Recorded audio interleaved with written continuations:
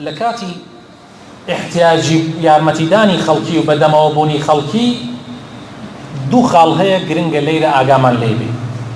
یەکەمیان ئەو کەسەی کە چاکەی بەرامبەرەکەی احتیاجیەکی بۆ جێبەجێەکەی ڕجاءن برا بە ڕێزەکانم منەت بەسەر کابرایە مەکە و لە لای خەڵکیشا باسی مەکە.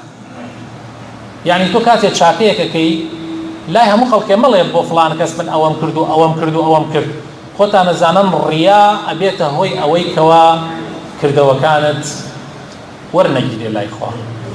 دووهەمیش منکردن منەتکردن بەسەر خەڵکیە. کاتێک چاکەیەکی بۆکەی منەتەکە کەیکەی بەسەریە بەڕاستی هەموو چاکەکان ئەوەکو بڵێ بەتاڵە کاتەوە، هەموو ئەو چاکەی کە کردوتە بەتاڵێ کاتەوە دڵی بەرامبەریش زۆر غەمبارەکە. بۆیە خوای تەعالی فەرمێ ولا تبطلوا صدقاتكم بالمن والأذى، يعني صدقات و چاکەکانی خۆتان بەتاڵ مەکەنەوە بە منەتکردن و ئازاردانی بەرامبەرەکەتان.